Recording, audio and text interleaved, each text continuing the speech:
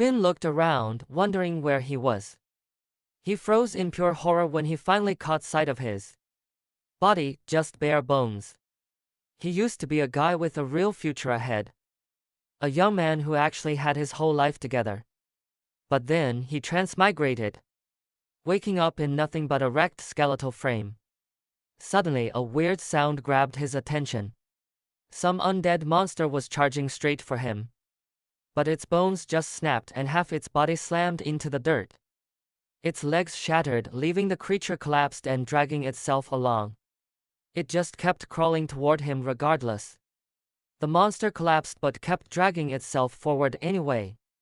Panicking, Finn snatched up a random bone from the ground to use as a makeshift weapon. He saw its brain exposed and figured that had to be the weak spot. He crushed the brain with the bone, and suddenly a notification screen popped up. The system actually welcomed him, which totally caught him off guard. It labeled him a weak undead and gave him exactly 1 point. He stared in shock as the screen labeled him a bottom-tier monster. Seeing all those strange stats on the panel just made him feel even more confused. Now the system was telling him to hunt more skeletons to level up.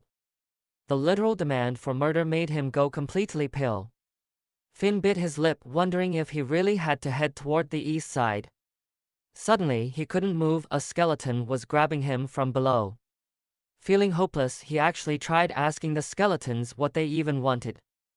They just swarmed him, burying him under a mountain of clicking bones. While he was screaming, asking what the skeletons wanted as they piled on top of him, a voice suddenly called out his name, causing him to bolt awake in a cold sweat. He checked his hands, so relieved that the whole transmigration thing was a dream. Miss Rin, his teacher, snapped at him for napping with the graduation exams right around the corner. Then she put him on the spot, asking exactly when the world changed. Finn answered that it all started right after humanity survived that massive disaster. He remembered how monsters descended and claimed territories for themselves. But people discovered spiritual energy, a power that could actually make humans stronger. Rin liked the answer but still wanted to know why he was dozing off in class. He made an excuse about over-researching until he was literally about to pass out. So Rin told his buddy Mori to get him over to the infirmary. Inside the nurse's office, the nurse told him she needed to do a quick physical exam. Mori mentioned Finn wouldn't wake up in class, which the nurse joked about being a serious case of laziness. But she totally froze when she saw his bloodline had jumped by 10 points, that was impossible. She thought he might have downed some spirit liquid, but Finn was completely clueless. That graduation exam basically decides what kind of future they are going to have. Messing up your grades basically meant a total disaster for your life. Mori told Finn to just chill since he looked rough, but Finn insisted on studying. 5 hours later, and he was completely wiped out from all the reading. He decided to catch a quick nap and get back to the books later. But when he opened his eyes, after deciding to nap and study later, he opened his eyes only to find himself trapped right back in that nightmare future. Another skeleton blocked his path once again. He wondered if he'd have to repeat this forever since the system ordered him to kill more. He crushed its skull, eager to see if he could pull it off twice. But even after the kill, his stats didn't budge at all. Was grinding these guys totally pointless for him now? He tried again, but nothing changed, no stat boost, no nothing. Maybe this was useless, he had to find another one to be sure. Suddenly, a whole pack of skeletons started chasing him. He wanted to test it, but with a mob on his tail he had to bail, he was way outnumbered. Eventually, he spotted a single skeleton just chilling by itself. A smirk crossed his face, this was exactly what he needed. Taking on one skeleton is way easier than a crowd. He started creeping up right behind its back. But then crack, he stepped on a bone, making a loud noise. His eyes went wide, did that thing just hear him? He froze after stepping on that bone, heart racing. He waited to see if it heard him. He even waved his makeshift stick around, but the thing didn't move an inch. He waved his stick in its face, but it didn't even flinch. He figured the monster was totally deaf and blind. No movement at all, he realized the thing was blind and deaf. which made taking it out way easier than he expected. Then, the skeleton suddenly looked straight up. Just as things got easy, the skeleton raised its head. It lunged forward, attacking him without any warning. The skeleton snapped its head up and attacked, but Finn was faster. With one swing, that skull went flying away. He fought back immediately, swinging his stick with everything. He sat down, realizing that even without eyes or ears, these things could still sense him. By the end of the day, he'd taken down 31 skeletons. He noticed new flesh growing on his finger. Killing these skeletons was actually making him more human again. He checked his stats. He reached stage 2 and was finally back to normal. He felt great, those weak feelings were finally gone. He looked closer and saw the grave was completely empty. Soon, he found himself standing before the Star City shelter. He realized the name was identical to his own city. He stepped inside and found a massive underground bunker waiting for him. Right in the center, Finn spotted a giant machine. There was a big button that said activate. He hit the button. Suddenly, the massive screen flickered to life. As the Star City data loaded, the current year caught his eye. He had traveled 1,000 years into the future. He decided to look up his own personal records. Searching the files, he discovered he actually died back in 2032. He felt numb, realizing he only had 9 years left to live. Looking at the world's broken ruins, Finn started panicking about what happened to his city. He frantically mashed the keys, he just couldn't accept this reality. The screen flashed a grim message: everyone dies in the end. Total wipeout. Finn started wondering if he could rewrite the timeline for everyone. He smirked, totally vibing with the idea that he was the chosen one. Convinced himself that he really was the chosen one, he decided to scan the cultivation techniques from the future. He really thought he was the one, so he looked into future cultivation techniques. Only to be stunned that everything was locked down and strictly limited. Nothing but red tape and annoying power limits everywhere. He gritted his teeth, annoyed that these restrictions were still a thing. Seeing all those limits made him grit his teeth. Even with a massive library of cultivation moves, the system was only letting him test out one. Then, something caught his eye. He could only pick one move out of thousands, but one specific thing grabbed him. A weird technique called the 270-second stretch. It was a simple 270-second stretching routine. Finn clicked it without a second thought. Suddenly, 3 people popped up on screen performing the exercises for him. 3 figures appeared on the screen, showing him the moves. Finn didn't hesitate and started copying their every move. While he followed the 3 figures on screen and mimicked their workout, a surge of bright blue energy suddenly rushed through his entire body. He pumped his fist as his spiritual energy and speed began to spike. His speed was up, but then a danger warning flashed. Finn looked around and saw ominous red lights glowing in midair. A danger alert flashed as red lights filled the air. Right then, the dark silhouette of a massive territory monster loomed directly in front of him.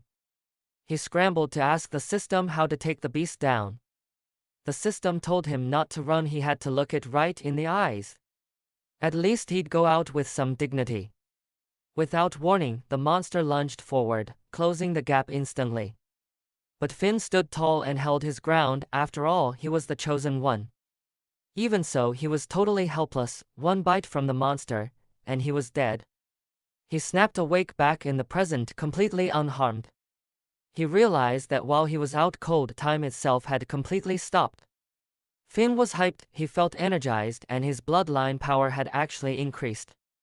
He headed out to test the new stretching technique he'd just picked up.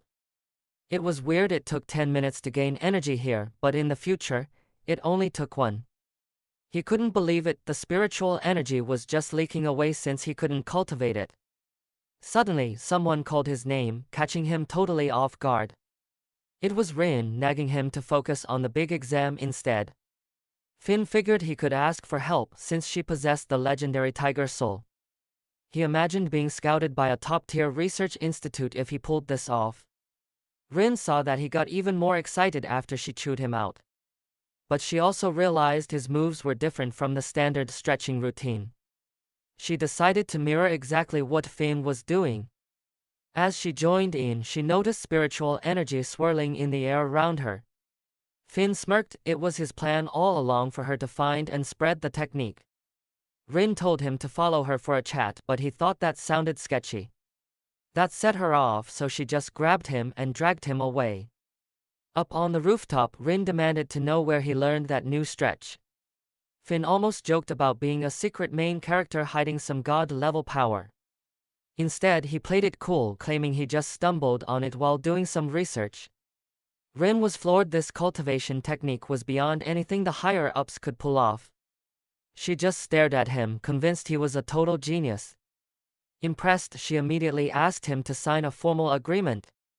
Finn agreed, but only if Tiger Soul studied the technique and shared it with the whole world. Rin smiled, calling him her most promising student. After agreeing to share the Tiger Soul research with everyone, Rin praised her star student. Night finally fell.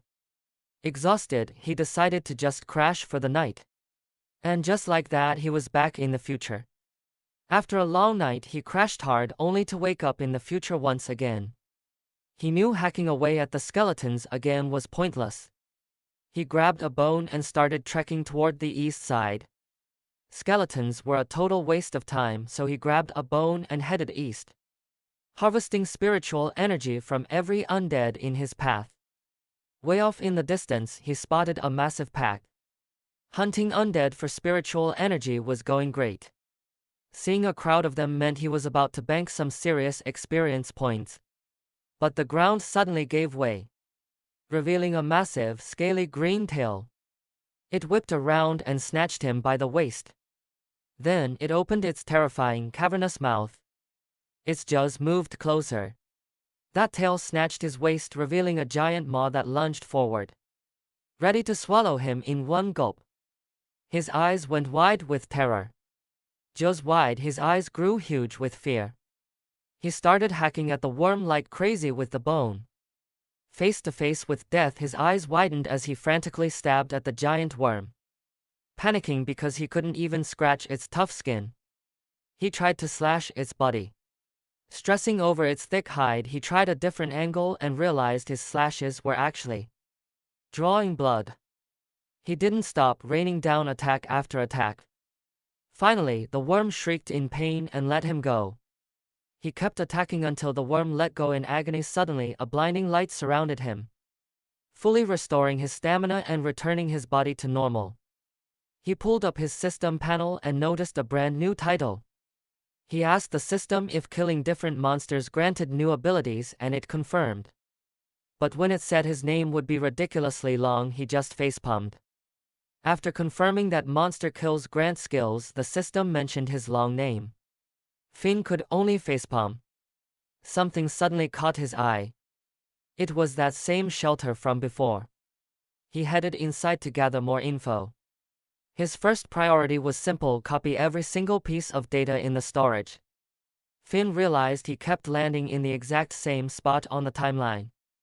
He took a second to check his personal status. He was stoked to see that the date of his death had actually shifted. Now he planned to bring even more future tech back home. Since his death date finally changed, he was determined to bring more advanced techniques back from the future. This whole time-traveling plan was actually starting to work. He felt successful but got curious: what happened to his teacher Rin in the future? The system panel popped up, displaying Rin's legendary achievements and history. Finn felt a shift after seeing that Rin was now a major historical figure. His eyes lit up. He could actually guide these historical icons right here in the present. Because if they teamed up, they might actually have a shot at saving the future. That's when he decided to master the Tiger Fist cultivation technique. To save the future, he started learning Tiger Fist. Then, the system blared. The territory monster was back, and he was about to die again. That beast showed its face once more. The monster arrived. He knew death was coming. His soul felt like it was leaving his body as the reality of his own demise finally set in. Everything felt numb. He realized right then that he was a dead man. His eyes narrowed. He made his choice. His soul felt gone, knowing he was dead meat, but his eyes narrowed. He decided to fight anyway, since he was a gunner either way. Back at school, Rin announced that one student would get the chance to pursue higher education. Then she got ready to reveal the lucky student from their own class. She called out Finn's name. His classmates already totally expected it. Rin pointed that bus out front was taking Finn straight to the Star City Academy. Everyone knew it. Rin pointed at the bus heading for Star City Academy, telling Finn to study hard and start building his future right now. Finn felt let down. It wasn't Galaxy University, which had the absolute best cultivation techniques. Then he remembered Rin suggested this school because she was actually a Star Academy grad herself. She slapped him on the back and ordered him to get on the bus. Since she graduated from Star Academy herself, she slapped his back and sent him off. When he finally arrived, his new classmates gave him the rundown. Finn walked into the cafeteria and found a massive spread of food. He grabbed a ton of food. He had been feeling hungry for what felt like forever. But then he froze. There was a girl with just as much food as him. He noticed that this girl, Aqua, had glowing runic crystals all over her body. She had just as much food. Then he saw it. Aqua had runic crystals on her, just like the monsters he battled in the future. They looked exactly like the monsters he fought in the future. Aqua's gaze suddenly sharpened. It totally creeped him out. She looked just like that territory monster. She just started munching on meat, which really caught him off guard. In the cultivation farming class, Finn introduced himself and asked his new classmates for some help. But one guy snapped, telling him to leave if he didn't know the basics. Finn ignored him. He decided to just show off what he knew about body cultivation. He started sharing his tips, but the other students just acted like he wasn't there. But as he kept talking, they actually started paying attention and listening. Suddenly, someone smiled and called him a total professional. They were hooked and listened closely. Then someone praised him as a pro, which caught him totally by surprise. The girl asked if this was actually the cultivation class. She said she was only there to hear him speak as the teacher. He tried to set her straight and say he wasn't the instructor. She wanted to hear him teach. He tried to tell her he wasn't the professor, but the students shut him up and told him to keep going. Finn was completely wiped out after a long day of school. After everything that went down today, he actually thought about becoming a teacher. He let out a yawn, ready to crash and head back to the future. But then, a faint sound came from the distance. He wondered who on earth was playing a flute at this crazy hour. He peeked behind a nearby bush. After wondering who was playing the flute so late, he peered behind the bushes and saw Aqua just sitting there on a large rock. He figured he should compliment her playing, but she just asked if he was scared of her. While she sat on the rock, he praised her music, but she asked if he felt afraid. He honestly couldn't think of a single reason to be scared. That was when Aqua shared her name. He just asked why he should be scared, so Aqua finally told him her name. Finn didn't catch on and just introduced himself. He wondered if Aqua was actually some famous person. That just made her go silent. She then turned her back on him, leaving him there feeling totally confused. Later that night, Finn looked up Aqua on the Academy's social platform. He kept scrolling through the feed. Then he saw she was actually a runic transformer. Runic marks come from monsters and are put into humans to give them insane strength. But those runic transformers usually lose their cool and their humanity. Even then, success was rare because of how badly past experiments had gone. Finn wondered why Aqua was still a transformer when that program was shut down a long time ago. He found nothing on her, but the site was flooded with news about Luke. Luke was an exchange student and a total rising star in the cultivation scene. Finn was impressed since Luke got early admission into the Tiger Souls program. He realized that Luke was actually in the same cultivation class. That got him thinking, since he was in that exact same class. Tons of questions were starting to pop up on the platform. Finn realized Tiger Soul Research was busy recruiting top talent way in advance. It reminded him of his teacher named Rin. He smiled at the idea of meeting Luke, someone just as gifted as Rin. Suddenly, it hit him that he totally forgot about looking for Aqua. He tried again, but still could not find any info on her. His eyes went wide when he realized he could just head to the shelter. He decided to sleep and ended up fighting the undead once again. Next, he fought the giant worms. Then, he typed Aqua's name into the search bar. He discovered that Aqua eventually betrays everyone to bring back those runic experiments. Finn wondered why she would ever turn her back on humanity. Turns out it was because she had been totally outcasted at school. After graduating, she joined the military and fought through a brutal life-or-death situation. She turned traitor during that mission at the Scarlet Research Institute. That mission, he realized, would lead to massive losses for all humans. He looked down, facing only two possible paths now. Either take Aqua out or somehow change her future. Finn never saw it coming, Aqua turning on all of humanity, since she barely even spoke to them. Then the system pinged, someone unexpected was on the way. She hadn't even spoken to them yet, but the system flagged an unexpected guest.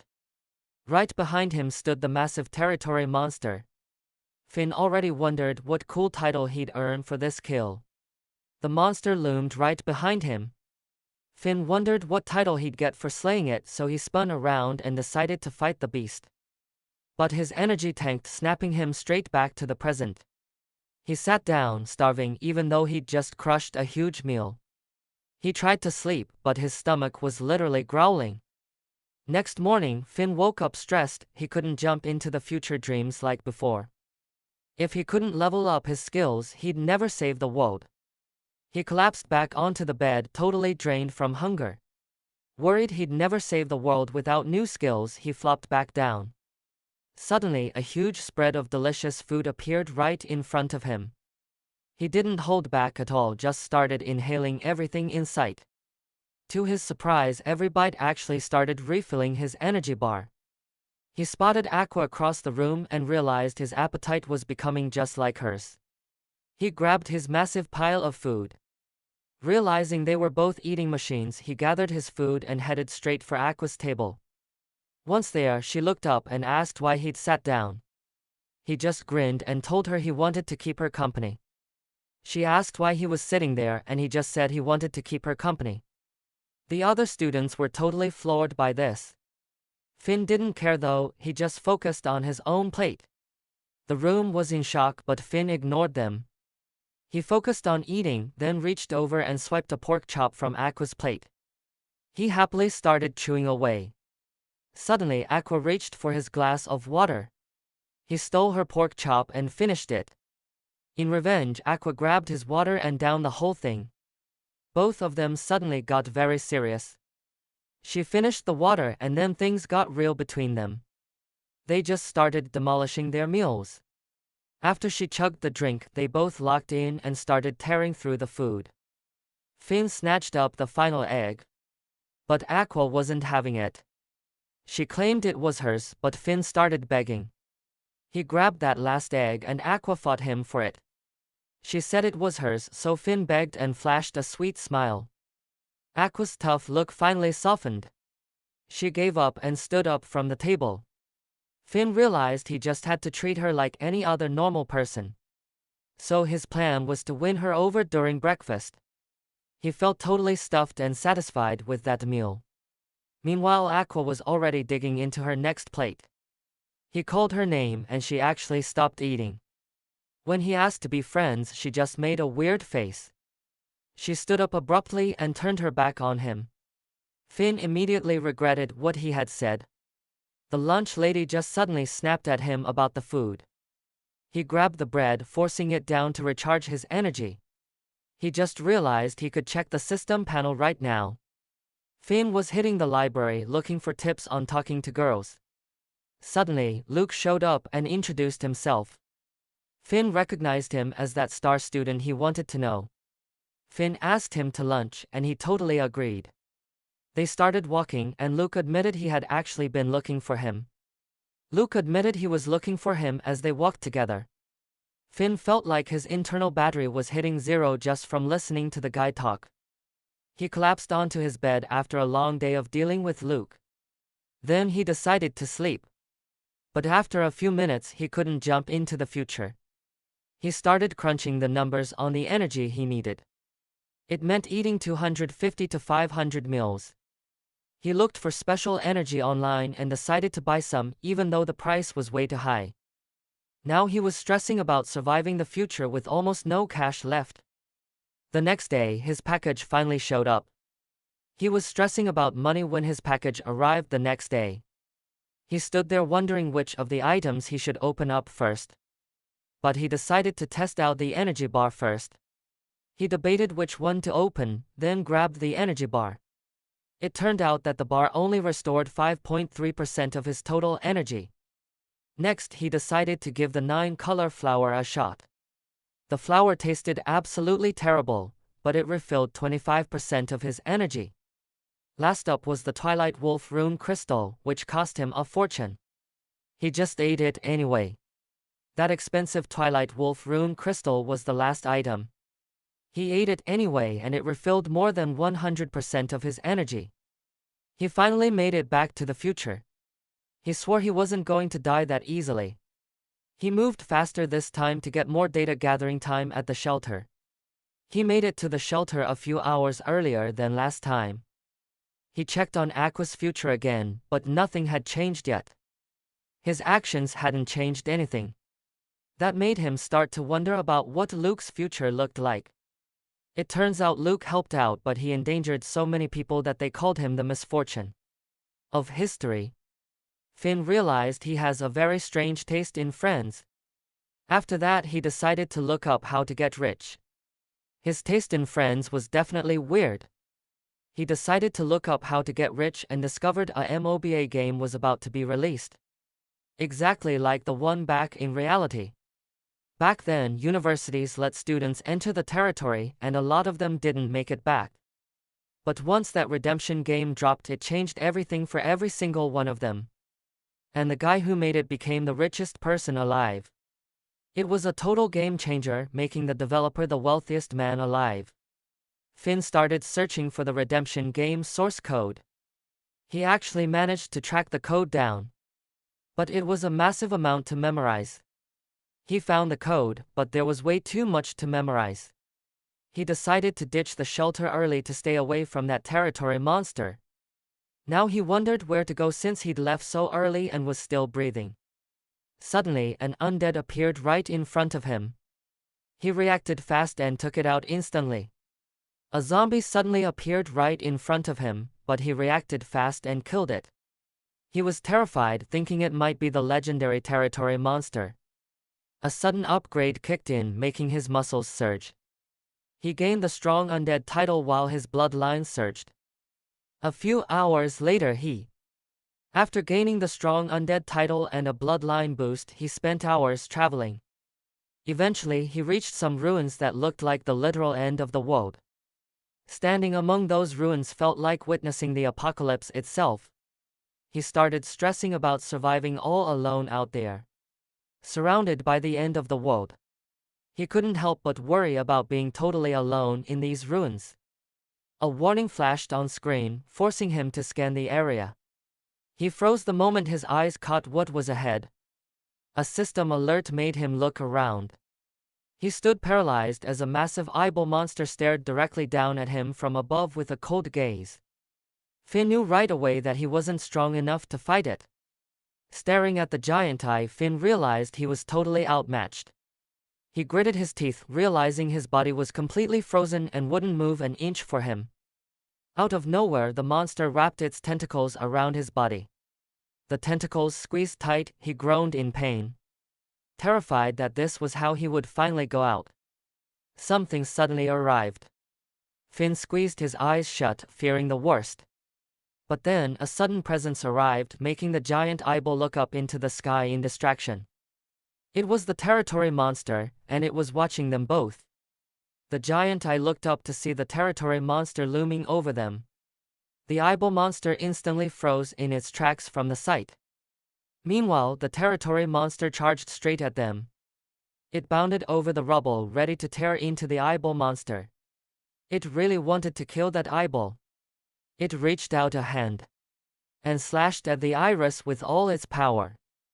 Under that massive force, the eyeball monster finally let Finn go. He tumbled through the air as the two beasts squared off.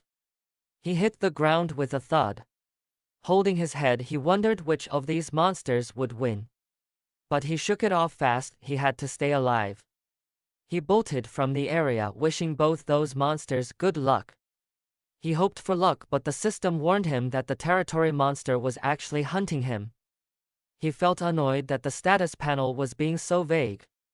A danger alert flashed as the massive beast appeared before him. Finn stared in horror. He had just barely escaped one monster only to run straight into another. Terrifying one. It blew a single pink bubble. Finn panicked, certain that this was the end for him. After running into another monster, a pink bubble drifted toward him. Finn panicked, certain he was dead, and screamed in pure denial of his fate. He screamed in denial, but the bubble just popped harmlessly. He checked his body, surprised to find he was still alive. He shouted in denial, but the bubble just popped. Checking himself, he realized he was alive, and the system said this creature was incredibly weak to him. He snatched up a nearby bone. The system said the creature was weak and could be beaten easily. He grabbed a bone nearby, alerting another monster that was hiding behind a rock. The monster released a swarm of bubbles. After taking out the monster hiding behind the rock, it released multiple bubbles. They just popped against him without doing any damage at all. Thinking it had Finn cornered, the beast gaped in total shock. Finn just laughed, mocking the monster for being so weak. The monster gaped in disbelief. Finn just laughed, mocking its weak attack before whacking the beast with a massive bone. Then he swung back and hit it from the other side. Just 2 hits and the creature was already seeing stars. Finn jumped high into the air to deliver the finishing blow. He used that bone to smash the beast's head. Finn jumped high into the air to deliver a finishing blow, crushing the monster's skull and knocking it out cold on the spot. Defeating the monster gave Finn another level up and some sweet new buffs. Back at the base, Finn started looking for a pro who could actually build video games. He found Faji, a tech genius whose career was cut short by a tragic accident. He sat there thinking about the details in Fuji's life story. He decided to rewrite Fuji's fate for some cash and a better future. A notification popped up saying someone was inside, so he turned to face the territory boss. He collapsed onto his bed, totally drained from that intense monster fight. Finn sat down to eat with Aqua and asked if she would teach him the flute. Aqua wiped her mouth. She told him to meet her at the lake tonight for a lesson before leaving. Finn was hyped since he finally had a chance to get close to her. She said goodbye and Finn was buzzing about finally getting close to her. Then Luke showed up, accusing Finn of hitting on Aqua. Finn told him he doesn't even like her like that and it's for humanity. As they walked, Luke asked if Finn was coming to cultivation class later. That reminded Finn how Luke's specific cultivation style had ruined so many lives. He turned and told Luke he was too young to spend all day cultivating. He threw an arm around his shoulder and suggested he find a girlfriend. But Luke wasn't having it and turned around to head to class. He told him to go find a girlfriend, but Luke just walked away. Later, inside the classroom, both of them were bored out of their minds. Late that night, the sound of Aqua's flute drifted through the air. They were bored in class. Later that night, Aqua is playing her flute again, when her eyes suddenly go wide. She grabbed her arm as it started transforming into a monster. She let out a scream, unable to take the agonizing pain. As she screamed, Finn suddenly appeared right behind her. He rushed over, panicking and asking her what was going on. Then his eyes went wide with pure horror. He was witnessing a literal nightmare right in front of him. He asked what was wrong and then froze in terror. He saw a vision of little Aqua crying next to her dying father. Aqua was sobbing beside her dad. Her father began saying his final goodbyes to her. He promised her that they would find each other again someday. He handed her the flute, saying it was the only thing he had left. He told her not to be scared and to eat well to grow strong. To stay brave and eat plenty so she could grow strong. The little girl looked back one last time. He told her to stay strong and eat well. But then little Aqua turned her head as she was dragged away. Finn yelled her name as her memories flashed before him. But her eyes glowed red as she charged at him. He screamed her name while she attacked with blood-red eyes. Then a giant explosion ripped through the air between them. It left a massive crater between them. Aqua looked shaken and said she was sorry. Meanwhile, Finn was struggling to deal with his bruises. Luckily, his self-healing power kicked in right away. Finn was hurting, but his healing factor saved him. His gaze turned cold when he realized Aqua had been used as a lab rat, destroying her. On the flip side, Aqua's whole vibe toward Finn shifted overnight. Luke seemed actually interested in learning new cultivation methods. Things shifted fast while Luke was obsessed with cultivation. Finn kept saying magic was the real deal and she needed to read up on it. Luke nodded but made it clear she wasn't quitting cultivation. Finn kept pushing the magic angle. But Luke was dead set on mastering her cultivation techniques instead. He tried one last time, but Luke wouldn't budge at all. Finn stormed off in a huff, leaving Luke totally confused. During the exchange class, a baffled Luke introduced himself. Finn tuned out, busy sorting through his memories and locking down everything he knew from the future timeline. He realized he needed high-level clearance to get his hands on the data he wanted. He also had to dig into the Scarlet Research Institute. The Scarlet Research Institute. If it came down to it, he'd work with the government. He chewed on his pen while finishing up his to-do list for the next phase. Right then, Luke called him over to say a couple of words. It caught him off guard, but he agreed to discuss body tempering techniques. When he stood up, the whole room buzzed with excitement to learn from him. Once school let out, he was wiped from all that talking. Suddenly, a guy walked up, praised his skills, and told him to apply to Star Academy. It was some mysterious old guy who went by Bert.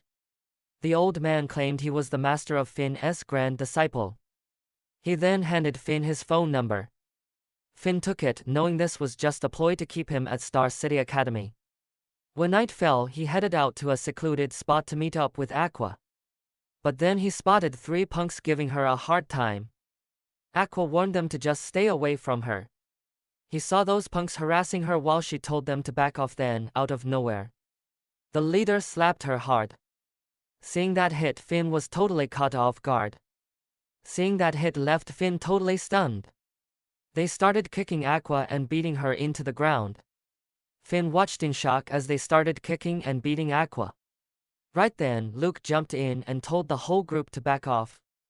That's when Luke stepped in and told them to quit it. The younger students were shocked to see an upperclassman show up. Luke stepped in and ordered the group to stop.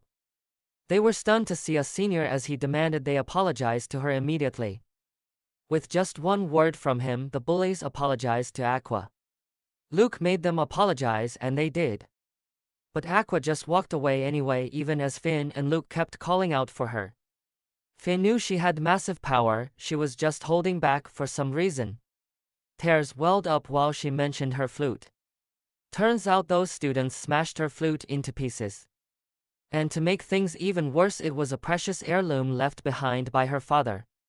Finn knew just how much that flute meant to Aqua. Trying to lift her spirits, he suggested grabbing a bite. She remembered her dad saying a good meal cures everything. She finally smiled and agreed to go out with Finn. So the 3 of them headed out for some food. The next day, Bert grilled Finn about what he knew. He warned Finn to stay away because she's totally dangerous. He explained that Aqua got in only because the Scarlet Research Institute requested it. She was actually a lab experiment, a modified human rune project. Finn was completely stunned by this. He asked if that was illegal and Bert confirmed it. Still, the old man knew Scarlet Research was practically untouchable.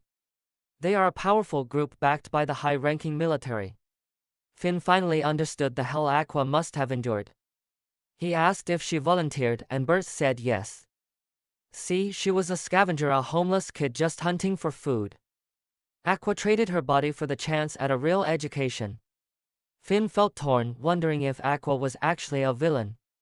Was she really as evil as they all said? His head was spinning and he couldn't focus at all.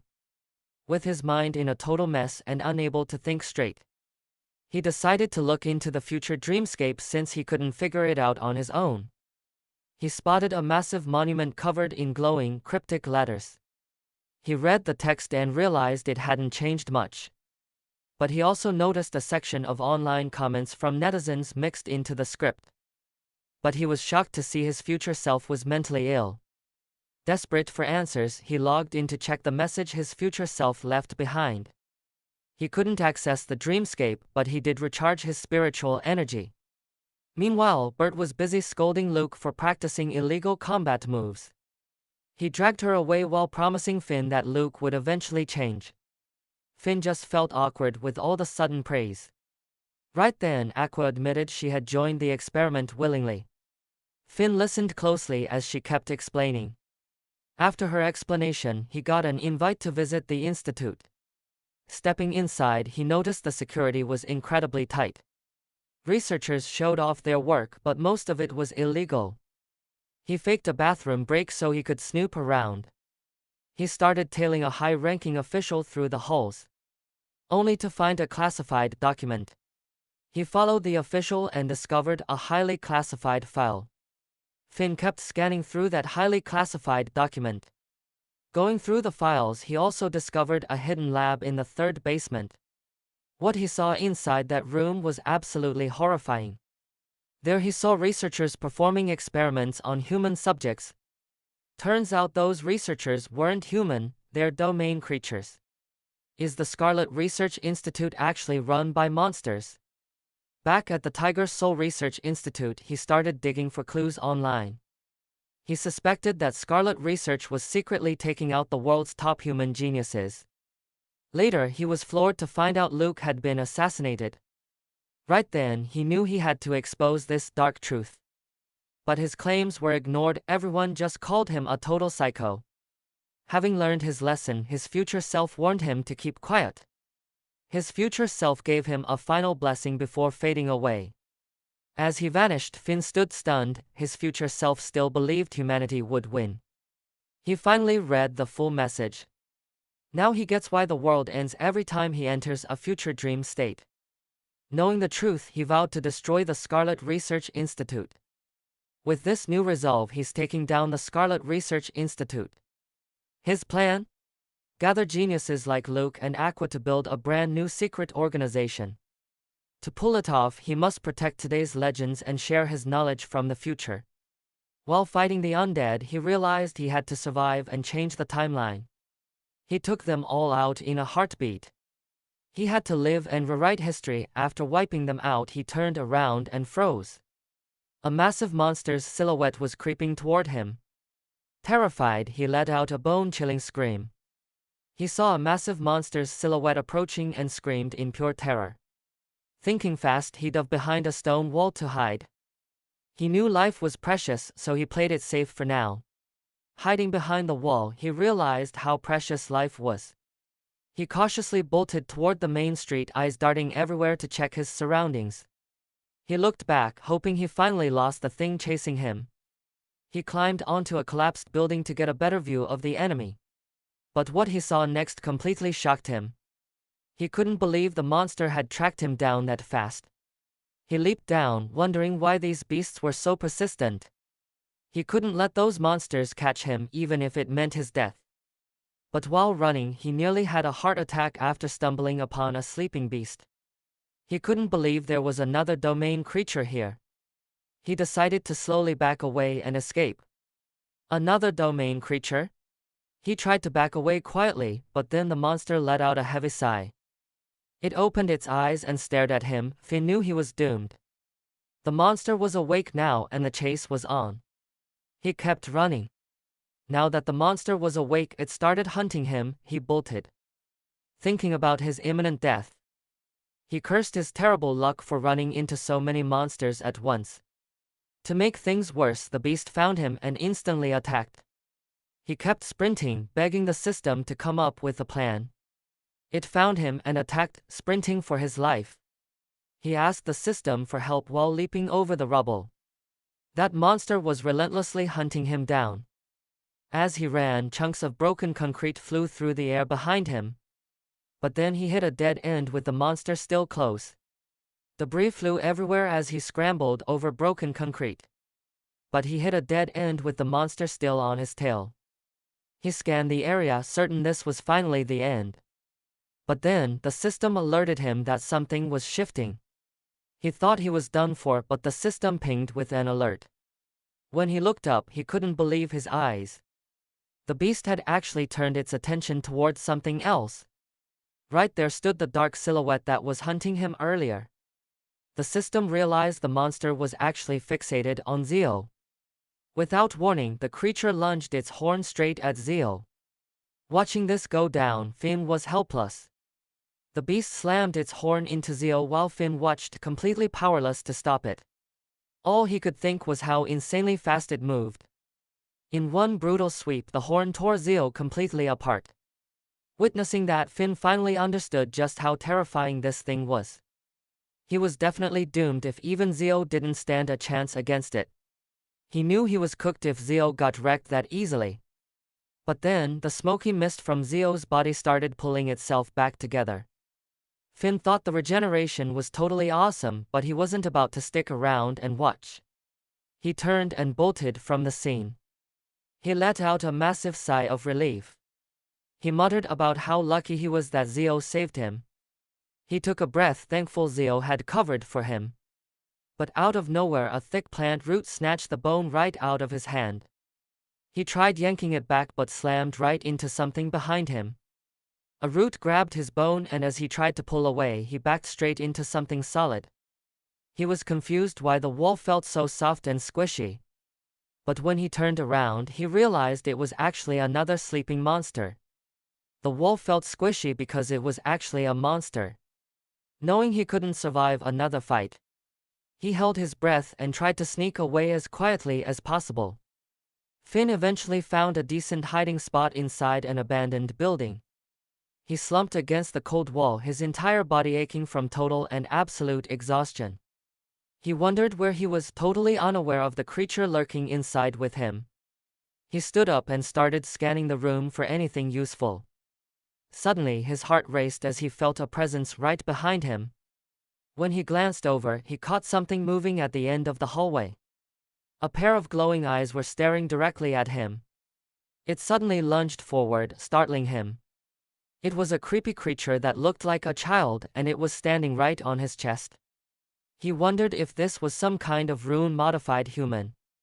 But the system knew no human could ever survive in such a brutal environment. Suddenly, the little creature bit him right on the ear. Startled, Finn grabbed the creature and threw it away. The creature suddenly bit his ear, making Finn freak out and toss the thing across the room. The creature seemed shocked by how fast he reacted. It leaped back forward, aiming straight for Finn. Then it wrapped its arms and legs around him in a tight hug. Finn just gave up and asked the system what this thing was. Even the system was clueless, so they decided to just name it Suki. Since there was nothing left to find there, they prepared to head back out. But as they left, they saw the wolf monster from before had woken up. It stared them down, saliva dripping with hunger. Suddenly, the wolf-like monster lunged straight at them. The beast slammed its massive paw down, pinning them to the ground. It bared its fangs while locking eyes with them. Suki and Finn were both absolutely petrified. Pure terror took over, and Suki suddenly punched the beast. The blow was huge, sending the wolf crashing into the debris. Ruin and debris stood before Finn. He finally saw just how scary this kid could be. As the wolf hit the debris, Finn realized the kid's power, then she just went back to hugging him. She was suddenly all smiles. Like she was asking if Finn was proud of her. She just went back to hugging him with a grin, acting like she wanted praise. But he worried she might totally lose control and attack him too. He figured he could just toss the kid aside. He feared she would go crazy and attack him, thinking he could just get rid of her for good. But then the system called him out, reminding him that she was still a child. Finn decided to bring Suki along anyway. The system reminded him she was just a child, so Finn kept her. Soon, he stumbled upon a place he had never seen before. Out of nowhere, Suki woke from her nap. In this strange new territory, Suki suddenly woke up. She scrambled down from his arms and took off running. Watching her sprint away, Finn wondered where she was headed. He chased after her, yelling for her to slow down. They stopped in front of a massive pink leaf tree. Finn asked what this area was and if Suki had been here previously. The little girl turned around with teary eyes. Finn knelt down, asking if this was her home and if she missed her mom and dad. Wondering if this was home and if she missed her parents. Poor Suki burst into tears right there in his arms. He asked if she missed her home and family, and poor Suki just sobbed in his arms. Finn held her tight, promising she would stay with him from now on. Finally, at the Star City shelter. Finn never actually thought they would make it here alive. Suddenly, the system warned him of a massive approaching threat. He never thought they would make it alive, but the system warned of danger. He turned around to see what was coming. He spotted Zio, the monster that had been chasing them. He spun around to see Zio, who had been hunting him. The beast bared its claws, wearing a dark smirk. Just standing there, smirking. With that smirk, Finn didn't expect to be found so fast. Suki gritted her teeth while glaring right at the monster. She started scolding the beast before leaping forward at it. She charged at Zio, even though Finn tried stopping her. He tried stopping her, but a blinding beam of light erupted as she slammed Zio into the ground. Finn couldn't believe Suki was actually this powerful. He decided to stay hidden, leaving the whole fight to Suki. Currently, his balance allowed for 2 more dream entries. First, he decided to look up those winning lottery numbers from the past. He smirked, knowing the lotto was his ticket to a quick fortune. He filtered today's date, knowing winning too often would definitely look suspicious. He couldn't get too greedy. He checked the domain field details next, hunting for any sign of rare resources. Once back at the domain field. After checking the domain field for rare resources, he started wondering what Suki was doing since the fighting finally seemed to have stopped. He had no clue Zio was already creeping up behind him. Over at Star City Academy, Bert asked Finn if he'd thought about joining them after he graduated. Without hesitation, Finn decided he'd teach martial arts at the academy. When Bert heard this, hearing that response, Bert's mood seemed to take a total nosedive. This made Finn rethink things, so he offered to lead a class instead. Bert just nodded and said he would have to think it over. Back home, Finn went straight to work trying his luck with the lottery. He was buzzing with anticipation, just hoping his numbers would win. After obsessing over the lottery numbers and hoping for a win, he finally just slumped onto his bed from pure exhaustion. A notebook full of messy scribbles was sitting right there on his nightstand. Exhausted, he collapsed on the bed near his messy notebook. He couldn't sleep, so he headed out to clear his head about everything going on. He sighed, wondering how he could actually save the whole future. Since he'd already stepped up, he knew he had to see this thing through. He was committed to saving the future and seeing it through. The next morning, he broke the news to Luke that he was leaving the academy tomorrow. Luke was stunned and immediately asked when he'd be coming back.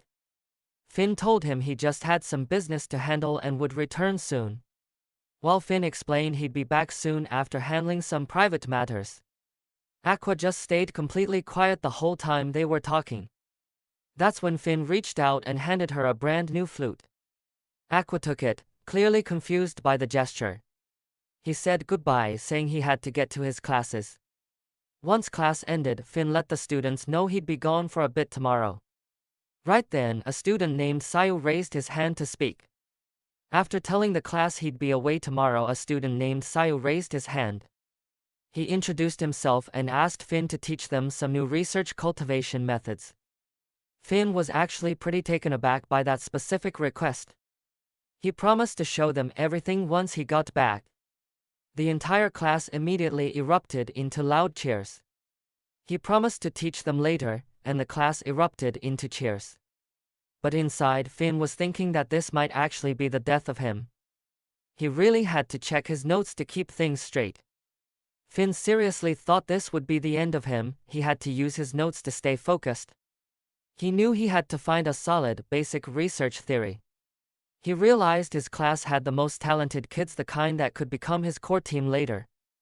Suddenly, his phone started ringing. He answered it and asked the Grandmaster what was going on. The man started laying into him, telling him he better be a man of his word for once. The guy went off on him, yelling through the phone that he needed to keep his promises. Finn was left totally confused and shocked. That night, Aqua asked Finn why he gave her that flute and treated her so nicely. After everything she'd been through, she was convinced he must have some kind of hidden motive. He explained that he finally gets what it means to cherish a gift from someone special. His folks were soldiers who vanished, leaving nothing behind but their personal gear and weapons. Aqua hung on every word as he started sharing his past. He turned and asked about her life, but she wasn't ready to share her story. Seeing she was uncomfortable, he changed the subject to her plans after she graduates. She mentioned wanting to join the Domain Expeditionary Force and serve right on the front lines. Finn suggested starting his own squad and making her his right-hand person. Aqua gave him a smug grin, which made Finn ask what was up. She had a smug look because she actually had the exact same idea, except in her version. She was the leader and he was the one following. He laughed awkwardly, knowing way too many people had died under her command before. Back at the apartment, Mori was shocked to find that Finn had already returned. He couldn't help feeling a bit jealous of Finn's current situation. Seeing how hard he worked, Finn felt guilty for not bringing any future scientific data back. Then Finn was caught off guard when Mori mentioned something called the Scarlet Research Institute. To make things weirder, Mori said that all biological science depends on them these days. This confirmed his suspicion that they were the ones behind the rune modifications. So he told Mori to hit the books and try to get into that institute. 5 days later, everyone finally graduated. This was the start of Finn's quest to save humanity at the Star City Academy. A guy showed him the way to the admin building so he could go register. When he looked up, he realized it was a Buddhist disciple named Krill. When Finn asked about his clothes, he explained it was all part of their faith.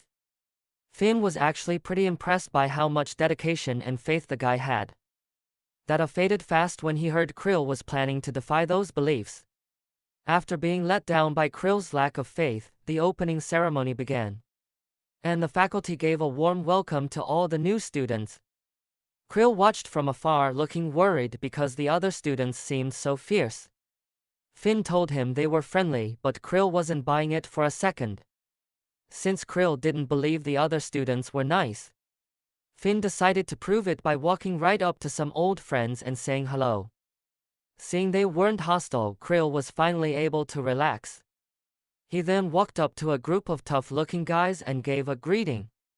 But the students took it the wrong way and thought he was being disrespectful. Watching the students turn hostile, Krill wondered what he had done wrong. Finn watched him get thrashed, thinking Krill was just way too slow for this.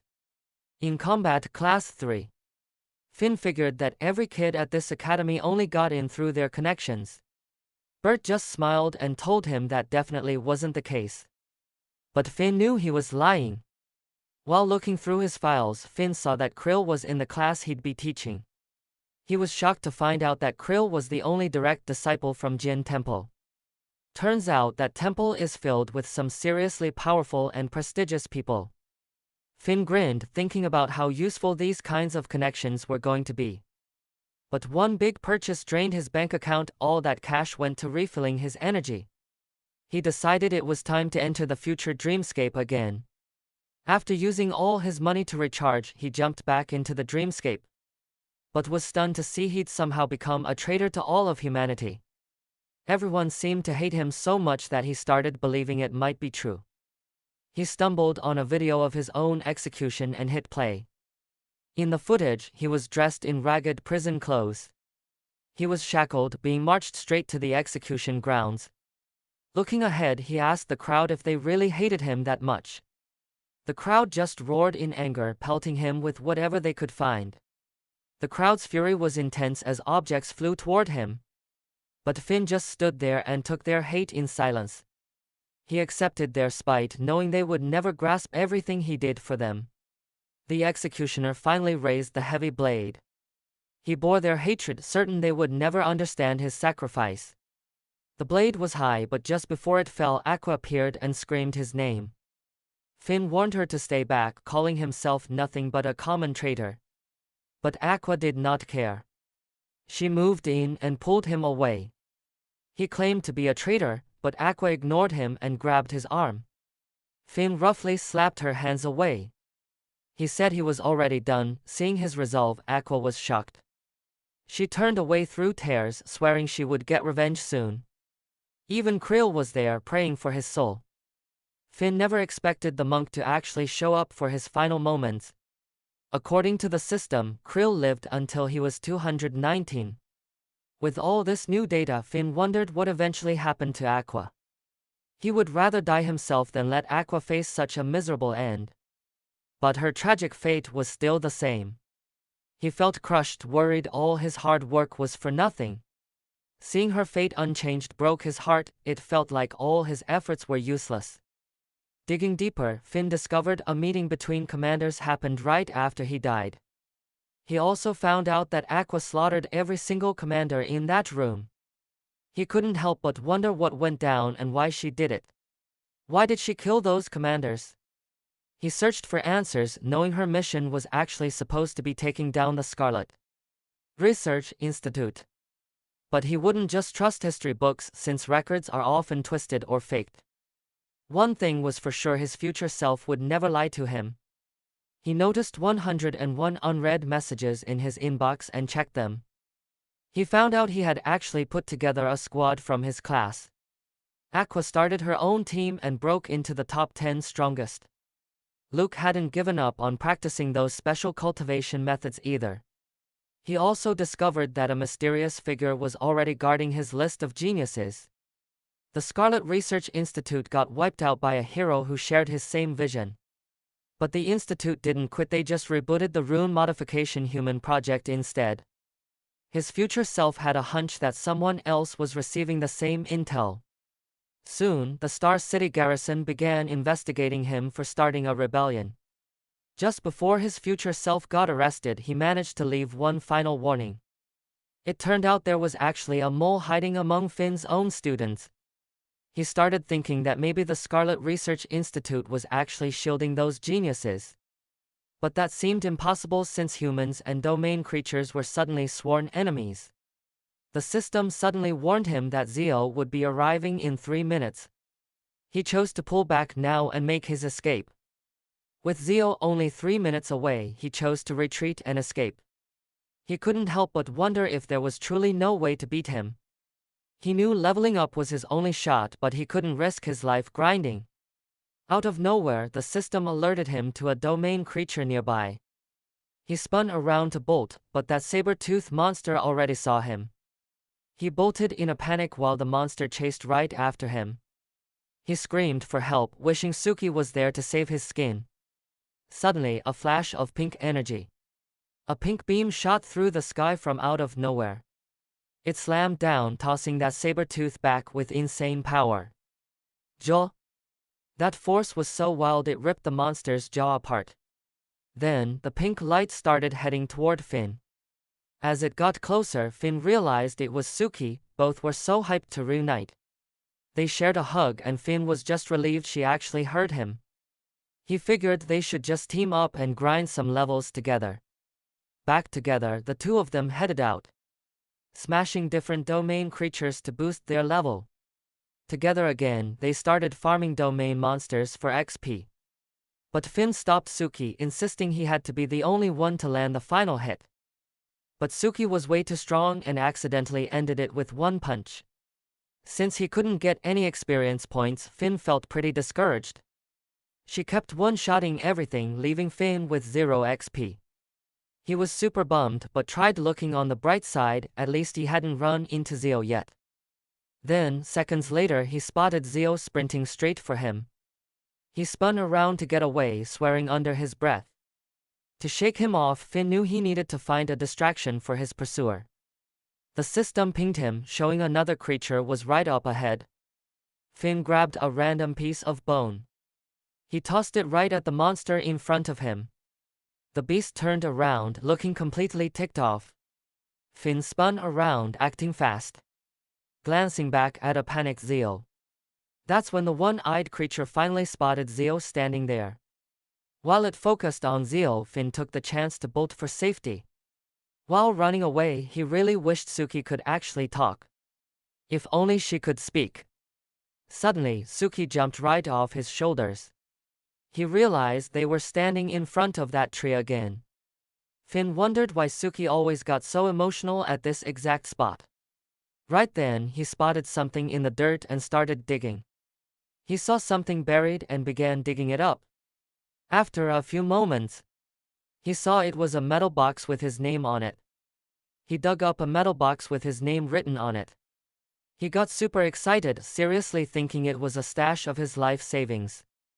But when he popped it open, there was nothing inside but gray powder.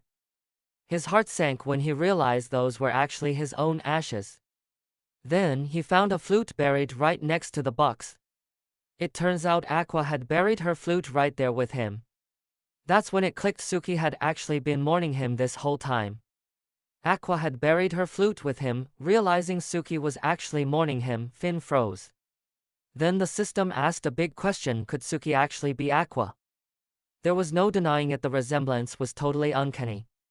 The system flagged a match between Suki and Aqua. Finn started wondering if the Scarlet Research Institute had somehow transformed Aqua into Suki. The likeness was just too strong to ignore. It pointed to the Institute turning Aqua into this new Suki. But honestly, he thought that sounded way too far-fetched. He reburied the ashes and handed the flute over to Suki. She happily started playing a little tune on the flute. Hearing her play, Finn couldn't shake the feeling that Suki really was Aqua. Driven by suspicion, he hit the database to dig up more intel. He cracked the encryption and made some seriously major discoveries. He searched the database and unlocked new data with big discoveries. It turns out that Aqua's remains were eventually recovered and kept safe this whole time. Looking at the screen, Finn figured all great warriors are destined for loneliness. He watched Suki, thinking about how their meeting mirrored the way she first met Aqua. After meeting Aqua like that, he vowed to track down her remains. He scanned the maps, guessing her remains were buried deep under some old ruins. Those ruins turned out to be the exact spot of the Star City shelter. He suspected her remains were buried under ruins, which turned out to be the Star City shelter. Finn was floored. He realized Aqua's body might have been right here the entire time. He and Suki started checking every single door in the building. He stopped right at the first door. He and Suki checked the building doors until he stopped at the first one, noting how incredibly sturdy it looked. It was super tough, but he had no clue what the password was. Luckily, busting that door open was easy for someone with Suki's strength. Stepping inside, he was totally blown away by the massive laboratory. Looking at all those body parts and specimens, he muttered how creepy it was. Scanning the files, he saw this lab worked on genes that actually stop humans from reproducing. They used cloning tech to replace all the people they lost. After seeing the casualties, the two of them broke into the next room. It was an underground farm where people from the future grew their crops. The third room was marked top secret and they couldn't access any of the data. Checking the experiments, Finn said it looked like some creepy scientist's office. But then he realized with total shock that it belonged to Zio. He even spotted a picture of Zio hanging right on the wall. He was shocked to find Zio's picture right on the wall. They learned that Zio is actually a mass-produced creature from another dimension with a completely unknown origin. Finn felt frustrated because the guy had absolutely no weaknesses. Looking at the data, it showed the creature had extreme aggression toward humans. Moments later, Zio showed up on the scene. Finn just gave up, thinking this was finally the end. Finn figured he might survive as long as he stayed perfectly still. But then Zio's eyes locked right onto him. He hoped staying still would save him, but then Zio locked eyes with him. That's when it hit him he was absolutely, 100% done for. He knew he was truly done for. Zio attacked him instantly. Knowing he was done for, Zio launched an immediate attack. But Suki was faster, throwing a massive punch at it. The punch was so strong that Zio's body just disintegrated. Seeing her power, Finn was completely speechless. Shocked, he realized this was his one shot to bolt while the guy was still healing. He snatched Suki and took off immediately. Within seconds, Zio had already pulled himself back together. He spotted Finn making a break with Suki. Escaping with Suki. Zio went after them right away. As they ran, Zio stayed hot on their heels. He lunged with sharp claws to snatch them. While they fled, Zio lunged with his claws. But Suki reacted fast and sliced right through his hands. Then she landed a heavy punch, tearing right through him. Suki slashed his hands and followed up with a brutal body blow, but Zio dodged and countered, pinning her down forcefully. He slammed her into the dirt with force. Zio managed to pin her down, but Suki broke his grip effortlessly and slammed his hand against the hard ground. She escaped easily and crushed his hand down. Watching the fight unfold, she broke loose and slammed his hands, ignoring the chaos. Finn knew this was a battle he couldn't jump into. Amidst the carnage, he looked for any way to help Suki take Zio down. But the sheer power of their clash ended up destroying the entire database. The intensity of their brawl was enough to wipe out the database. Finn felt the shelter buckling and prayed that Suki would make it out safely. Once the movement finally stopped, he slowly opened his eyes to look. That's when he saw Suki thrown hard against the concrete rubble. There stood Zio looming right in front of them. He snatched Finn by the neck and hoisted him. Suddenly, Suki pierced Zio's chest clean through. Dropping to the ground, Finn cheered for Suki to finish him off. She stood her ground. Finn hit the ground cheering while Suki rose back up, her eyes glowing a deep, menacing red. She threw a massive punch that made the entire earth shake. Right then, Finn realized the whole shelter was about to come down. He scrambled wildly, trying to climb his way out of there. But the whole structure started crumbling into a heap of dust. Finn tumbled down, buried under a mountain of falling debris. Out from the wreckage, Zio slowly emerged. After emerging, Zio charged straight at Finn with pure, lethal hatred. Finn stood up, wondering if this monster was actually impossible to kill. Back at the academy, the teacher was lecturing. While Finn struggled, an instructor briefed the new recruits on why this special training was so vital. The students looked terrified by the instructor's intense and scary vibe. That was the exact moment Finn walked in. Recalling there was a spy among them, he swore to unmask the traitor. Just as Finn arrived, he fixated on finding the hidden spy. Meanwhile, the other students stared, thinking he did not look like a good person at all. A red-haired kid caught Finn's eye. He wasn't even sweating during the brutal workout. After they were dismissed, Finn shouted to the boy asking for his name. But the kid ignored him and kept walking, leaving Finn totally stumped. Finn ran after him, introduced himself, and tried asking for his name again. The boy finally introduced himself as Yuki. Finn realized he didn't have the clearance to see Yuki's private files. He'd definitely be suspicious if Yuki wasn't already protecting the top geniuses of this era. Finn smirked and pushed for details about why his bio was totally blank. Yuki just walked away without saying a word, which really ticked Finn off. He decided he'd just ask his future self whenever he got back to the dreamscape. The problem was he was broke and couldn't afford a return trip yet.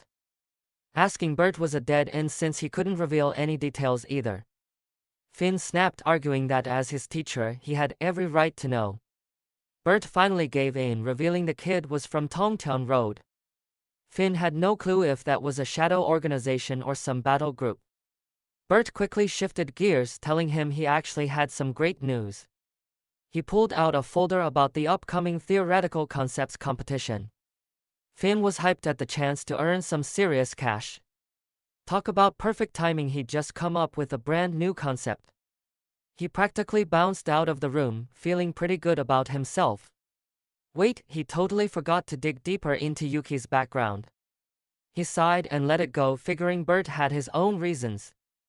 He headed out, deciding he'd just have to investigate this on his own. Bert must have had his reasons. While sitting under a massive tree, he began to investigate, wondering which student was actually the mole. Krill was off the list and Yuki was next. That left 9 more suspects. He sat there thinking while watching the rest of the class train. He watched the 3 brothers from the 100 Beast Legion, doubting they were moles. He also cleared Jiro, the top student from the Bagua Talisman Ray Institute. Yanni and Cassie were cleared too thanks to their military and medical backgrounds. He wasn't worried about Ping or Yanfu either, they both seemed way too honest. Looking at the last student Chard, he didn't really suspect him either. This left him with a massive dilemma and a growing headache. Suddenly, he was snapped out of it by a student's angry shouting. It was Brad calling out Yuki's bad attitude. Yuki just said he wasn't interested in the drill and started leaving. As he walked away, he turned back and called them all weak. Hearing that made Brad feel completely humiliated and absolutely furious. In a rage, he threw a punch at Yuki's back, but Yuki dodged it. Krill was shocked while watching the spectacle unfold. He was stunned watching this, while brothers Earl and Kim called Brad reckless. While Kim called Brad reckless, Jiro warned everyone that the teacher was watching. Cassie noted that it was actually a pretty heavy-handed punch. The rest of the guys just talked about what a dirty move it was. Seeing how chill he was, Finn expected big things from Yuki. But he was torn between stopping the fight or just letting it happen. Finn expected a lot from Yuki, but he was conflicted about stopping the fight. It was a shame he couldn't bring the savior into reality and watch them go at it. Meanwhile, Yuki begs Brad to stop. He really doesn't want to hurt him. Yuki begs Brad to stop because he honestly doesn't want to hurt him. Brad was totally humiliated hearing that. Yuki begs Brad to quit since he doesn't want to hurt him. Brad was absolutely humiliated. He lunged forward to slam Yuki into the floor. But with one quick move, Yuki pinned him flat against the ground. The whole class started cheering after seeing how cool he was. Meanwhile, Earl and Kim wondered what Yuki actually did to Brad. Yuki just told them to take him to the nurse and walked off. See ya. Meanwhile, Finn figured he should dig into Yuki's past first. Finn managed to track down some info on Yuki. Through these files, he discovered they both died together after that supposed betrayal. He then tried searching for the Tongtian Road. But there were 0 search results. I searched for Tongtian Road but found nothing. He realized Bert just made it up to stop his questions. He dropped the case and checked the comments section. He saw his future self starting the Dawn organization. He told Yuki to guard Jiro, their undercover tech genius at the Scarlet Institute. Jiro gave Finn the new base location so he could bait the traitor. But the mole didn't bite and the actual base got wiped out. He and Jiro were the only ones who knew the truth. So he started suspecting that he was the mole. The guard told Finn to ditch any Metal Gear because he failed. He claimed he was clean, but the scanner picked up something on his wrist. The military dragged him off while Mori took care of business. Present Finn broke down because his future self died with a smile. He decided to trust Mori and shot him a quick text. He cried because his future self died happy, so he trusted Mori and texted him. Suddenly, future Mori appeared. The 3 brothers were killed right after Finn passed away. Jiro was also executed by the Scarlet Institute but never said a bad word. Never trash-talked him, while Yuki met the exact same fate as the others. Everyone else got life in prison just for being part of the Dawn organization. Aqua still started her Dawn Rebel group but eventually got captured by humans too. Star City was in major trouble as the Silver Moon grew. But Suki appeared and fought it off like she was guarding something. Suki hates humans, but she wouldn't let go of that red-haired girl. Suddenly the system announced that Zio the monster had finally arrived. Finn looked stressed because he had died yet again. He decided to block the door where Zio was about to spawn. But the system warned him that time was running out. Finn went to war with the undead and those nasty worm monsters. He leveled up again and got totally shredded with new muscles. Finn fought the undead and worm monsters, leveling up and getting ripped. But the system mocked him for being weak. He vaulted over the rocks. But the system mocked him, he would be vaporized by domain beasts. Still, he hopped through the boulders, feeling pretty good about his own speed. Next, he started searching for Suki. He scrambled along the dirt, trying to stay quiet. The system flagged a rare plant nearby, which totally threw him off. Stealthily moving, the system pinged a rare flora nearby. He was confused, then completely floored once he realized he had already stepped on it. He stood there shocked, realizing he just crushed it. He knelt down, thinking it looked like a weed. He was stunned to find it under his boot. Leaning in, he figured it just looked like a normal leaf. The system insisted it was a super rare power plant. Time to dig. Finn pulled it up but still thought it was just junk. Then the system revealed a hidden power seed inside. It could boost abilities and Suki needed to eat it. He grinned, hoping this would finally let Suki take down Zio. He needed to get that seed to Suki. If she ate it, Zio was toast. He rushed back to her spot, but she had vanished. He realized he was standing in some old lab ruins. Within the research building, the system alerted him to a strange floor tile. That made him look right down. He smashed through it and found a heavy metal hatch. But Finn couldn't budge the door. He broke the floor and found a metal basement entrance. Finn just couldn't get it open. He thought about Suki. He found the cellar door but it was stuck. He worried about Suki. The system said she might be crying at his grave again.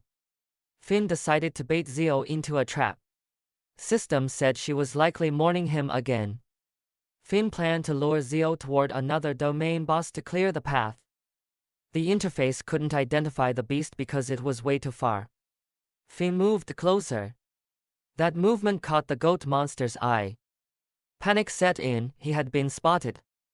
The goat creature locked eyes with him.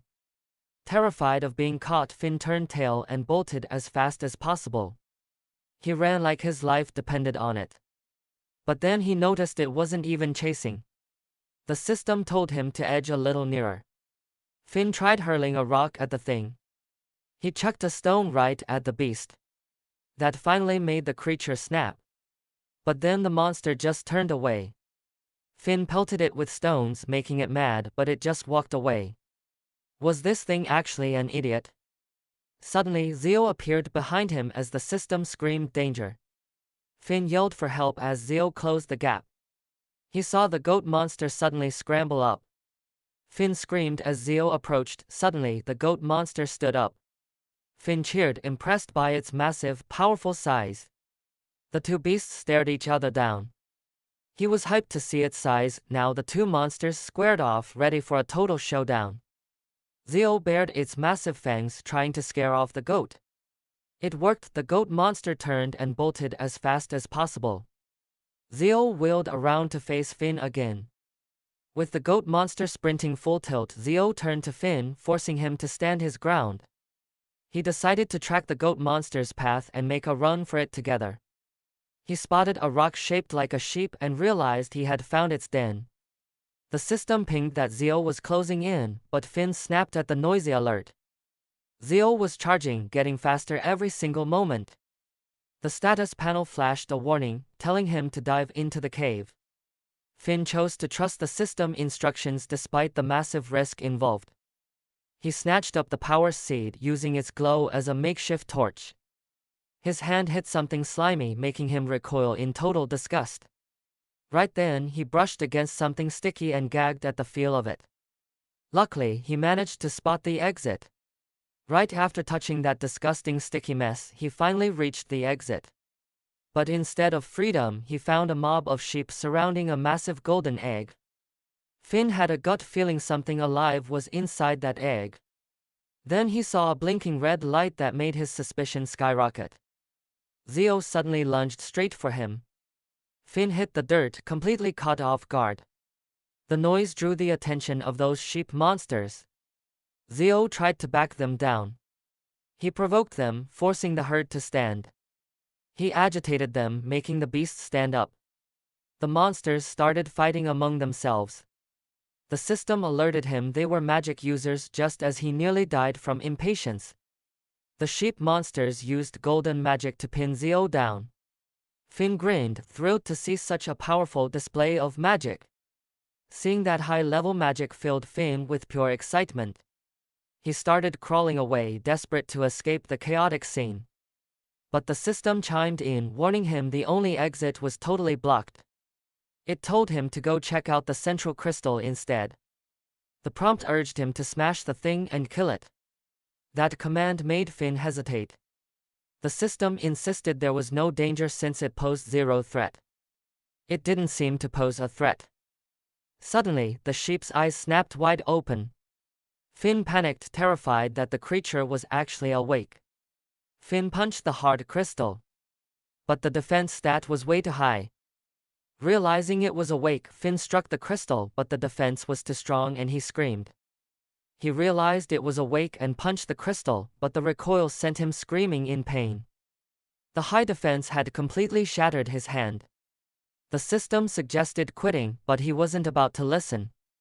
With his hand useless due to the defense, the system told him to give up. But he ignored it and grabbed the items. He ate the power seed whole. He snatched the power seed and swallowed it. Just then, one of the sheep monsters caught his scent. Finn grabbed the power seed and gulped it down. Instantly, a sheep monster spotted him and lunged from the shadows as the system warned him to. Watch his back. Finn felt a surge of strength as he landed a massive punch on the beast.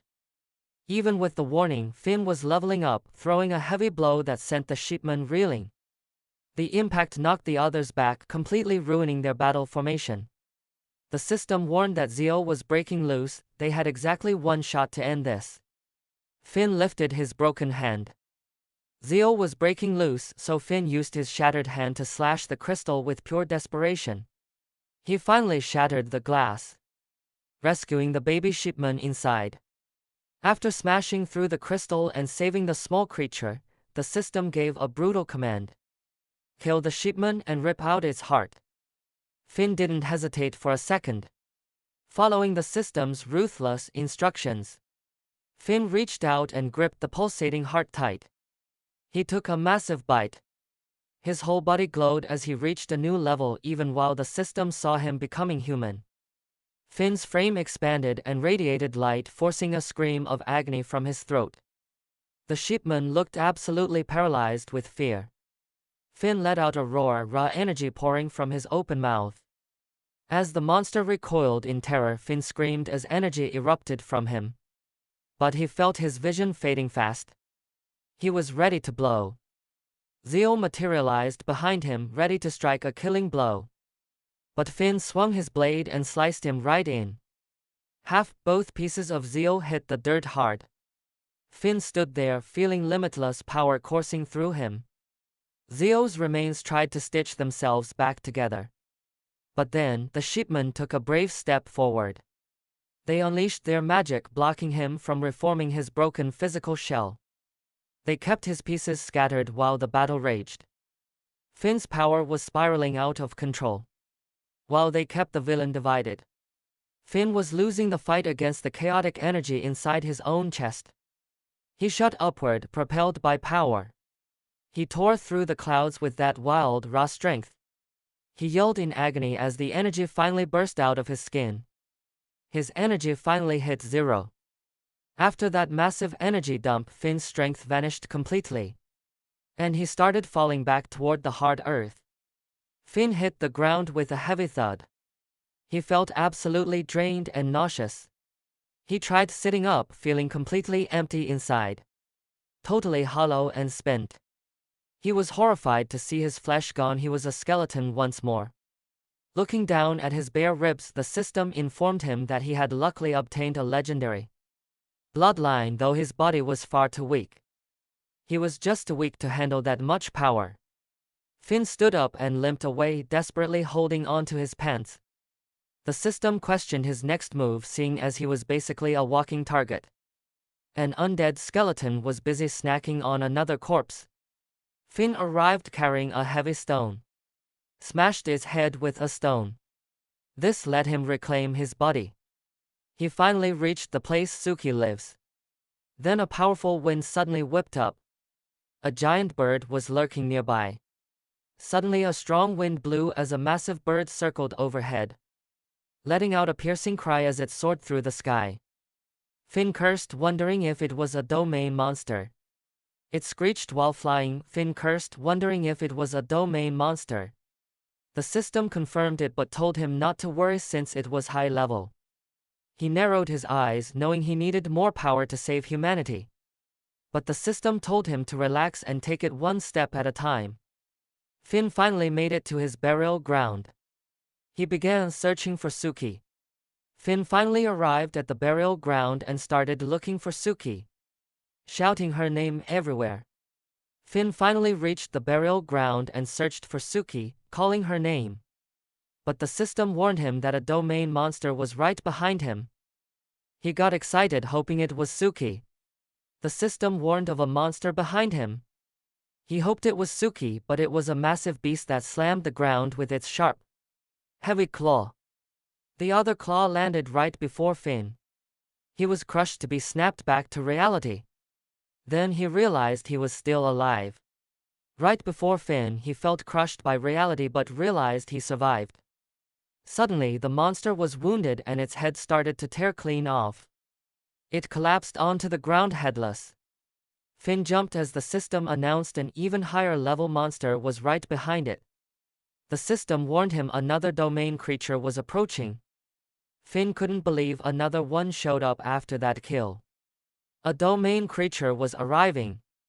Finn couldn't believe another was coming so soon. But he recognized the figure standing right behind the beast. It was Suki, the person he wanted to find. He recognized the figure behind the monster. It was Suki, his missing friend. She raised the monster's severed head and started drinking its blood. Finn realized that eating would make her even stronger. She drank the blood. Finn realized her power would grow if she kept eating, just like Aqua, who only needs to consume to level up. Just like Aqua, who only needs food. His eyes sharpened, realizing just how awesome this was. Just like Aqua needing to eat, his eyes sharpened as he realized how amazing it was. Suki excitedly jumped into his arms. He lifted her up, noticing her wounds healed instantly. He hugged her tight, finally reunited at last. Held her tight, seeing her once more. He dug up the buried flute. He gave it to her before leaving the cemetery. Back at the sheep man's secret lair, Zio just finished wiping out the sheep army. Meanwhile, Finn and Suki reached the star shelter. He whipped his head around in worry, making the system ask what he was doing. He locked his eyes on the main entrance. The system realized he was just waiting for Zhao. Finn decided he had to wait for Zio. If Zio found out, he would literally trash everything. The two of them just sat there out front. Finn finally realized Zio was never going to stop, he would just keep coming after him. They sat there as Finn realized Zio would never quit. He patted Suki on the head, knowing she was his only shot. He was going to have to rely on her. Suddenly, the system buzzed. Zio was finally here. He gave Suki a pat, trusting her completely. Then the system alerted him Zio had arrived, dropping down from above. He appeared from right above.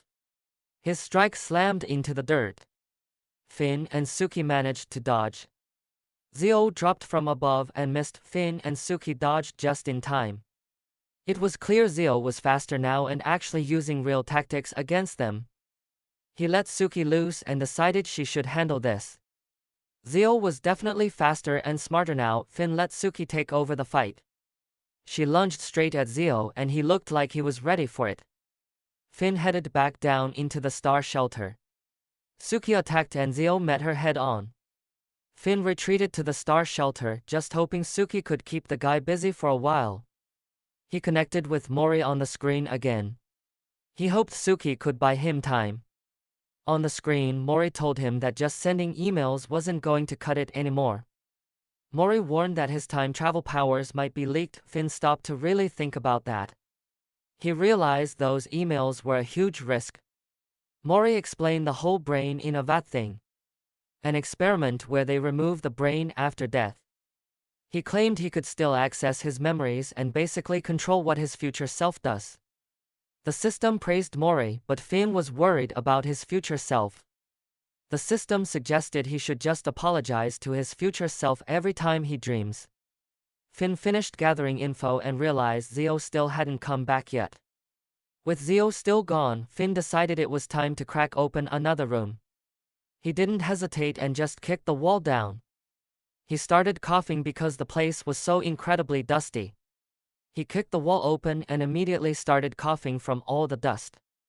Inside, he spotted an old machine and realized he'd stumbled into some kind of food processing room. Finn headed up the stairs while the system kept talking. He wondered about the nutrient paste, then remembered it was actually made of roaches. Gross. He thought back to his classmates being hyped for graduation. Now the future was just a nightmare. But the system said he could change everything. That really gave Finn something to think about. The system claimed he could rewrite history, which got him thinking. He moved into room number 5, an armory. He tried out a sword, but it wasn't as good as his bone weapon. He found a scroll and figured it was some kind of martial arts manual. He popped the manual open and couldn't believe how long the thing was. Turns out the scroll was actually a Tangshan painting. Looking at the painting, he asked the system where the scroll even came from. But the system had no idea either. He asked about the origin of the Tangshan painting, but the system was clueless. It even suggested burning the scroll to see if anything happened. But Finn thought that was just stupid. Even so, he tried lighting the scroll on fire. Then he tried soaking it in water. He even tried ripping it with his bare hands. He got sick of it and just tossed the scroll aside. He decided to spend some more time exploring the other rooms. Fed up, he decided to start searching the rooms more carefully. His eyes nearly popped out. Done with the waiting, he checked the rooms. Only to have his eyes bulge when he saw severed human bodies right in front of him. Then he realized they were just lab specimens. After clearing 3 rooms, Finn decided to brush up on his martial arts. The system mocked his death wish, but he swore to take Zio down himself. Finn felt stuck because he couldn't find a single lead on his bloodline power. The system told him he was the only one with this power, and it crushed him. Suddenly, the whole shelter rattled and debris started raining down. Finn wondered if Suki and Zio were about to blow the place sky high. The ground shook as debris rained down. Finn worried Suki and Zio were blowing the place up again. Suddenly, a message popped up where Rune modified humans good or evil. He decided to check it out. Humans discovered that rune crystals held massive, godlike power. At first, the experiment worked perfectly. But the side effects got worse. Subjects started rejecting the runes, causing total chaos. Finn saw the truth: the Scarlet Institute was trying to build a superhuman army. Aqua was a success story, and she was the key to their entire plan. That domain creature had godlike energy. Legends say that massive energy source fell into the ocean and turned into an island. But Finn knew that power would eventually explode and cause a total disaster. He figured it would lead to humanity's fall. It was all linked to Aqua's rune. With Aqua back in the lab, they were ready to churn out more soldiers. Finn peeked out once the noise finally died down. He wondered if Suki was still breathing. Finn peeked out into the silence, wondering if Suki made it. Just then, the system alerted him to a massive swarm of domain creatures nearby. Finn finally saw the 2 of them squared off face to face. Suki was still in the fight, but she looked pretty banged up. Meanwhile, Zio was in rough shape from their brutal showdown. Finn grinned, thinking Suki finally had the chance to end Zio. He jumped up and started rooting for Suki. Zio spotted him and flashed a creepy, white smile. Zio turned toward him, forcing Finn to duck back behind a rock. Zio transformed into a pitch-black orb, sucking up energy from the undead. Suki barely kept it together. Suki struggled to stay upright. Finn clamped his hands over his ears to block the noise. Suki stood her ground while Finn covered his ears to block out the roar. Zio expanded as he kept absorbing energy. A shadowy aura began to wrap around the boulder he was hiding behind. Zio towered over poor Suki. Finn watched eyes wide with total shock. Zio crushed a skull as his body finished its total recovery. He immediately locked his eyes onto Finn. He crushed a bone in his hand as his wounds healed, then glared at Finn, making him instantly regret cheering so soon. Zio lunged forward, ready to deliver a killing blow. Finn squeezed his eyes shut, paralyzed by pure terror and frustration. But Suki flashed into view and intercepted Zio's strike. She sliced through both his hands, leaving his body battered. Finn looked up, desperately searching for her one more time. Suki went full berserker mode, raining heavy blows on Zio. Her relentless assault left Zio mangled, his limbs torn and body shredded. But Zio began draining the surrounding energy yet again. The undead crumbled to dust as their essence surged directly into Zio. As the power flowed to Zio, Finn watched, cursing his own helplessness. A massive orb of raw energy materialized right above Zio. Hovering over Zio, he unhinged his jaw and released a piercing scream. Suki sensed the danger. He loomed over Zio, unhinging his jaw for a scream. And Suki braced herself as the power crashed down toward her. Finn scrambled back toward the shelter. He begged the system for answers, desperate to know exactly who Zio really was. The system revealed Zio was a soldier engineered specifically to take him out. The history changer asked what he planned to do next, but he was just waiting for the end. It questioned his next move while he just waited to die, so the system mocked him, saying the end was coming sooner than he thought. Suddenly Zio was behind him, clutching a piece of Suki. He carelessly threw it onto the dirt. No need to wait, Zio stood behind him with a piece of Suki, tossing it down as Finn collapsed into agonizing sorrow. He clutched Suki's severed ear, shaking from intense pain. He fell to his knees and wept. Shaking with grief, Finn stood up, determined to make Zio pay for Suki. Consumed by rage, Finn screamed that he'd never forgive Zio. A dark, terrifying energy started swelling deep inside his body. But Zio just kept taunting and provoking him. As Zio kept talking, Finn let out a primal cry. Then he threw himself headfirst towards Zio. With Zio still taunting, Finn roared in fury and charged. He grabbed Zio's legs, using every ounce of strength to tackle the monster down. The smug smirk on Zio's face vanished, replaced by shock. Finn gripped his legs and slammed into him. Zio's mocking smile instantly faded into a look of pure, utter disbelief. Somehow, Finn's raw power actually managed to drive him back. Blinded by rage, he actually managed to lift Zio up. Finn pushed him back with sheer force. In a fit of rage, he hoisted Zio high into the air and slammed him back down against the hard ground. Finn wasn't finished yet. He followed up with a massive punch. He smashed him into the dirt with incredible force. Not stopping there, Finn threw a heavy fist directly into his face. The blow landed with a sickening thud, hitting him perfectly. It hit so hard that Zio couldn't even trigger his missed evasion. That powerful strike connected so perfectly that Zio's missed evasion failed. Seizing the moment, Finn unleashed a brutal barrage of punches, pinning the soldier to the blood-stained earth. He followed through with a wicked uppercut, tearing upward from the stomach through the jaw. This sudden explosion of power left him exhausted and gasping. The uppercut ripped through his torso and jaw. Breathless and fatigued from the effort, Finn finally let his guard down, giving Zio the opening he needed to tear his hand off. Zio grabbed Finn's hands and slapped him with them. That heavy blow sent him stumbling back in shock. He gasped, coughing hard from the force. That brutal hit sent him reeling back, coughing for air, while Zio stalked toward him, still clutching his own mangled, bleeding hand.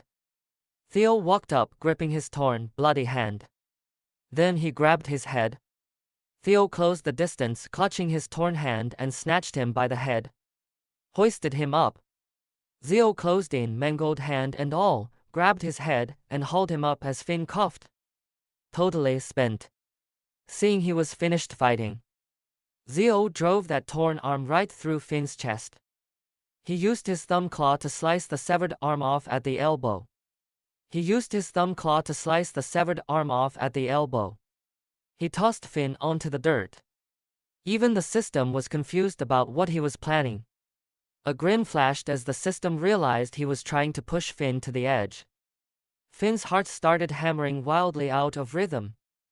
Finn snapped awake, eyes burning with pure berserk rage.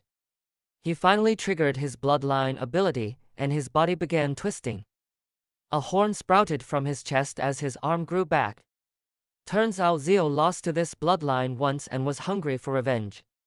The awakened Finn let out a massive roar right at him. But Finn's energy tapped out, leaving Zio standing there confused. Back in bed, Finn was fuming because victory was so close. Needing to recharge his depleted energy, Finn ordered a massive feast. The cook warned him about wasting food, certain he couldn't finish it all. But he proved her wrong, vacuuming it all down in one go. With a full stomach, he headed straight to the library. He spotted Krill tucked away, reading and studying hard. He smiled, impressed by how dedicated Krill seemed to be with his studies. But then he noticed it was actually just a women's magazine. He realized it was just a magazine for women. Furious, he demanded that Krill explain what he was doing.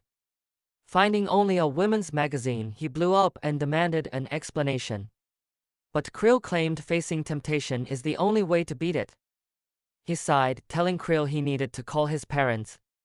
But Krill argued that he didn't have any parents. Fed up, Finn told him to call his master instead, making a desperate Krill beg for mercy. Finn let it go, but only if Krill promised to crush the midterm exams. Outside, Luke asked if he was joining the big team competition. He said he was totally sure he could beat Aqua. Finn teased him, asking where all that sudden confidence came from. Back home, he found a mysterious package sitting by his door. After questioning that sudden confidence, Finn returned home to find a package. Which was super weird since he hadn't ordered anything online lately. He checked the label and saw it came from the Joint Research Institute. Once he opened it, he found all kinds of gifts. He also found a formal certificate waiting inside the box. Alongside it sat a shiny silver medal he had just won. There was even a bottle of merit wine included for him. He also spotted a silver medal he had been awarded, along with another bottle of that rare merit wine. He called Luke up and invited him over to the lake. He asked if he was down to come, and Luke totally agreed. After Luke agreed to meet him at the lake, he hung up and contacted Aqua next. He was determined to get the whole group together for this. Down by the water, he pulled out 3 wine glasses and the special bottle of wine. Luke's jaw dropped when he saw that prestigious merit wine. With the bottle open, Luke geeked out over the merit wine. Aqua asked what was so special, and Luke explained that you literally cannot buy this stuff. It was brewed with rare medicinal herbs that boost your cultivation efficiency like crazy. Luke even said a bottle like this should be a family heirloom. They clinked their glasses together and raised a toast to the future and the rise of humanity. Finn took just one small sip from his glass. The flavor caught him completely off guard. The drink felt like it was lifting him straight to the heavens. With only one sip, he felt almost all of his energy come rushing back. He looked over at Aqua and asked how she was holding up. He was stunned to see Aqua's hands actually glowing from the effects of the wine. Finn knew she was always a pro at absorbing energy from whatever she ate. I have always been this good at absorbing energy from my food. He smiled and offered her another round, but she actually turned it down. Hearing her say no really surprised Finn. Then he realized she just didn't want to see the wine go. Finn was shocked she refused, but then he saw she was just being selfless. He remembered how she stuck by him through every single disaster in the future. To show his thanks, he smiled and poured her another full glass anyway. He figured it might be a good idea to give Aqua his future email password. Then they turned their attention to Luke to see how he was doing. Luke's nose was bleeding, he was totally maxed out on wine. He suddenly dove into the river, leaving Aqua and Finn staring in total confusion. Finn shouted to ask if he was going to finish his drink or what. Over at the Star City Heroes Monument, wondering whether to finish the cup. Finn took his time walking around the Star City Heroes monument. As he walked around, he was startled to hear some voices nearby. He caught 3 students lurking behind the bushes. He heard voices and spotted 3 students hiding in the bushes. Tava was loudly arguing that the best resources should only ever be held by elite nobles like themselves. Buna chimed in, saying commoners are useless and don't deserve any resources. Thibaut agreed, suggesting they start a group called the Destiny Association. Hearing that name really rang a bell for Finn. He remembered that this exact group wiped out humanity in the future. The name rang a bell. He remembered this group was responsible for destroying humanity, which made him step up and confront the 3 students. Tabo looked at him with a smug grin and asked if he wanted in. He walked up to the 3 students and Tabo just smirked, asking if he wanted to join the club. Finn was so annoyed by that attitude that he gave him a massive smack. Taba started bawling as he got a serious beating and a total earful. He trashed all 3 of them, warning that another beatdown was coming if they teamed up. Even so, Finn was stressed. He knew they might still try to start an alliance in the dreamscape. Finn couldn't shake the worry that they were plotting in the dreamscape. So he returned wearing a hood. Masked up, he called Zio out, shouting that he was finally going to avenge Suki. He stood eye to eye with Zio, hands up and ready to brawl. Zio let out a massive roar. Then he lunged straight at Finn. Finn just laughed, saying Zio was way too slow. Using nothing but his spiritual telepathy finger, he absolutely wrecked Zio. Before heading out, Dio made sure to show his total disappointment. Then he snapped awake and started drafting a brand new plan. He voiced his letdown before leaving the dream, then woke up and sketched out a fresh strategy. He figured a good dream was a sign of good luck. The plan was simple: feast all day, then time travel once night fell.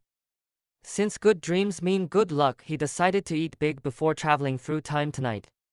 The next morning, he started shoveling down food to recharge his energy levels. Luke started wondering if he was secretly trying to outdo Aqua. He just shook his head and kept stuffing his face with more food. Once his battery was full, he hit the sack with a major food coma. He even knocked back a drink to help him pass out faster. He crawled into bed with a stuffed stomach and downed a drink to make sure he slept.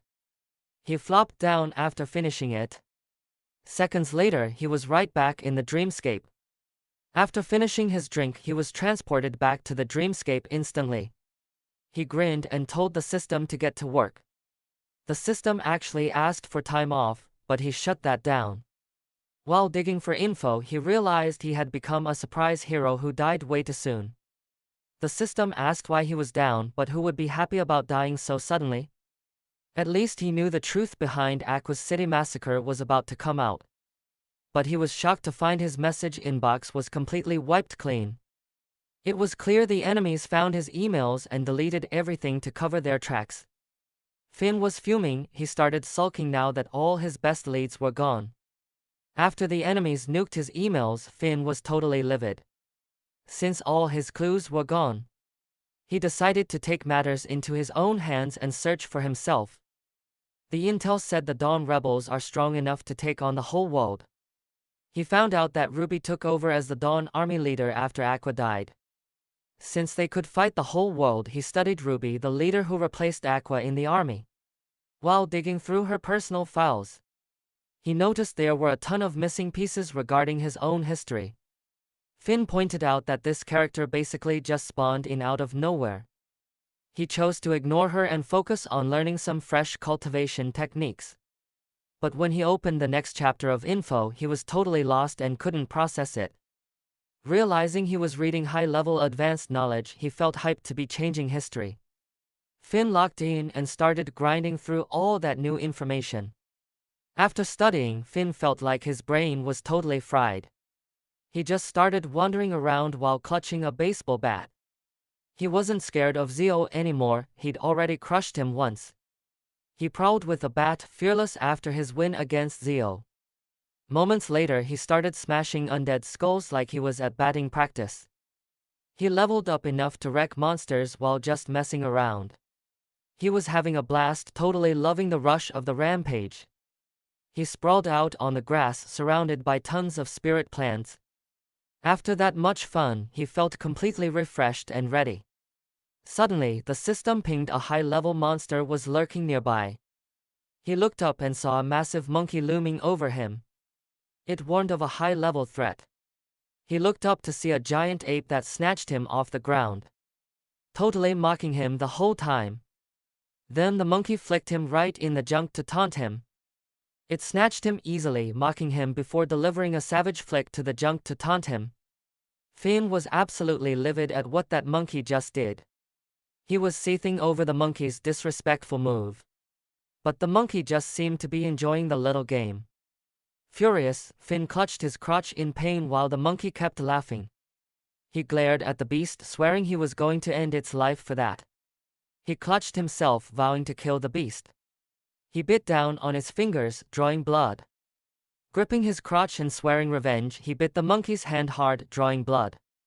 His whole body twisted as he finally triggered his bloodline ability. He bulked up so fast his clothes ripped right off. With that power, he broke free from the monkey's grasp. He braced his feet against the dirt, charging up for a strike. He launched himself forward like a rocket, piercing through the giant monkey. After that single strike, his muscles withered away, leaving nothing behind but skin and bone. It was totally worth it though, the beast was finally dead. Every single muscle in his body vanished, leaving him as a total skeleton. Still, the kill was worth it. Finn felt proud even though the system told him he just got lucky. Checking his new title, he figured he was one step closer to earning thousands more. A bit later, Finn was spotted hauling a massive boulder on his shoulders. He dropped the rock, eager to see what his new power could actually do. He lugged a heavy boulder on his back and set it down to test his new skill. He threw a single punch, and in no time, the massive rock split right in half. With that, Finn's training was officially over. He smirked, calling it nothing but a low-tier, last resort move. What he really needed was a long-range skill to snipe enemies from distance. The system told him to drop the stubborn attitude already and just embrace his talent, but then It said to quit being stubborn and embrace his talent, but then he realized this was the exact same advice he gave Luke Earl. He wondered if the system was real and asked why it wouldn't help him outside. The system went quiet for a beat, then pivoted, warning him that Zio was close. After a second, he threw a punch at the boulder nearby. He was totally annoyed that his super strength had vanished. He hit the boulder in frustration, realizing his power was gone. To make matters worse, he just ran into a massive domain monster standing right there. He yelled at the system for the late warning, but it stayed silent. Frustrated, he just decided to find Suki. The domain monster definitely noticed something, but it wasn't Finn. After being offline for a bit, the system finally reconnected with Finn. Finn admitted he didn't trust it anymore, so the system asked if it should just leave. Realizing he actually needed the tech, he stayed quiet. He decided to give it one more shot for now. Soon after, they came across a massive tree. It turned out this was exactly where the system detected the aura of a high-level monster nearby. Hearing that, he left his hiding spot to search. He didn't realize Suki was already standing right behind him. He stepped out to search, not knowing Suki was right there. The two of them then shared a long, tight hug. Finn then asked Suki to keep investigating with him.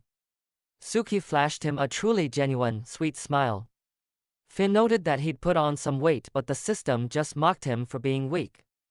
With a genuine look, Finn teased that he'd grown heavy, which let the system mock him for being weak. Then it announced no high domain creatures were nearby. Finn grabbed Suki's hand and entered the star shelter.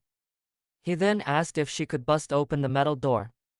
She followed him instantly and gripped the door. Pushing forward, Finn told her to check out the passage inside. He spotted another handle tucked away inside. He had her check the passage, where he spotted another hidden handle. So he decided to give it a good hard pull to open it up.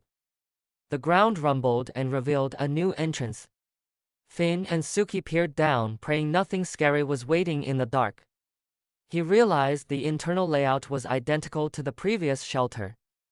The hallway grew narrow with fewer doors around. Finn discovered that it was actually an empty laboratory. The hallway grew narrower with fewer doors, and Finn realized it was just an empty laboratory. He quickly covered his nose to block out the putrid smell. He spotted the remains of a juvenile monster that died a long time ago. He found papers scattered on the floor and picked them up. The files revealed that humans can grow rune crystals too.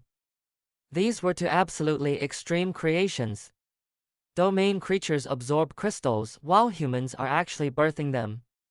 He concluded that the domain creatures represented the dark side of existence. Remembering that Tongtian painting, he realized it was a direct depiction of the dark. He looked for more data to back up his theory. But he found zero. He wondered if he'd heard of white pupils before. Then it clicked: Suki was a man-made creation. He pinned it on the Scarlet Institution because Suki reminded him of Aqua. Since Aqua was their first successful test subject. But clearly they succeeded a second time with Suki. Since Aqua was their only successful test subject, but they clearly nailed it again with Suki. The system asked who created Zio and why he was hunting him, but Finn found nothing.